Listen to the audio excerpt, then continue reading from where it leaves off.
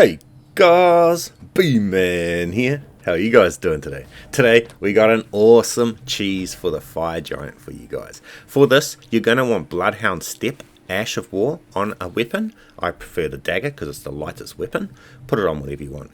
Godslayer's Greatsword at plus 10 preferably, so it does more damage. That sword I love. A seal, and if you want, you can have the same talismans that I have, that you see right here.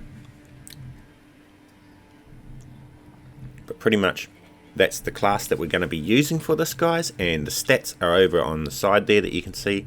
We're not overstatted or anything for this, and the spells are Flame Grant Me Strength, Golden Vow, and Swarm of Flies that we're going to use for this, guys. Now, we're on the current patch of version on Xbox Series X. We're on version which is 2nd gen, so we're on version 2.0.4.0.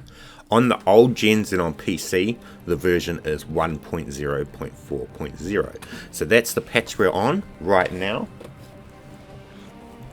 And all this consists of, guys, this method is a real easy cheese. All it consists of is buffing yourself with Golden Vow and Flame Grant Me Strength so that your Godslayer sword does more damage when it works, and then we're walking around with Bloodhound Step. And as you see there, use Bloodhound Step to avoid all attacks. If you have Bloodhound Step, you'll know how easy it is to avoid attacks with it. Then once you're underneath them, swap to the Greatslayer sword, use the Queen's Black Flame ability, which as you see here takes off massive damage even without silly stats. We're only level 109, multi-class setup, not even specialized for the sword, and we're doing massive damage, guys. So what you want to do is use Bloodhound Step. See, when with those balls you get close to them, activate them and Bloodhound Step away, and pretty much you're using Bloodhound Step to stay invincible from his attacks, right? Avoid all attacks with Bloodhound Step easily.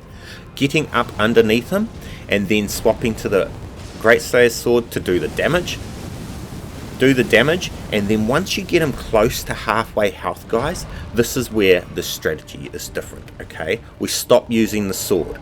Okay, so once he gets down to close to halfway health like this, we have to stop using the sword and we swap to the Swarm of Flies, and only from this point use Swarm of Flies, because of this. Swarm of Flies do low damage, so they're not going to take him into the phase themselves. They do such low damage, they're minuscule, they're irrelevant. What will take him into the next phase is when the Swarm of Flies hit bleed. And if you take the giant into the second phase with bleed, activated by activating bleed, it instant destroys the second phase, guys. So doing this method, you will not have to verse the fire giant's second phase. As you've seen there, the bleed effect from the flies took him into the second phase, and that's it. It's over. He instant dies after the second phase, guys. That is the cheese. So get him low health with a good sword. I use the Greatsword, because the Godslayer's Greatsword, because it's so awesome.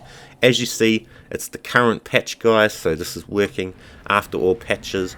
And get him to close to half health. Use the Swarm of Flies to guarantee bleed effect to take him through, and you've guaranteed him instant dead.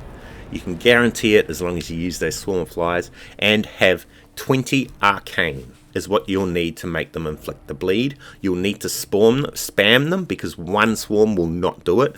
It's been nerfed, so it might take 3 or 4 in his body to make him actually do it, and like you've seen me do. But when it hits that bleed, you've got it. It's easy as, simple as. If this helps you out, help me out, hit that like button for me, leave me an awesome comment, subscribe if you're new, and with that said, guys, have an awesome day, and I'll catch you guys in the next video. bman out. Thank you for watching my videos.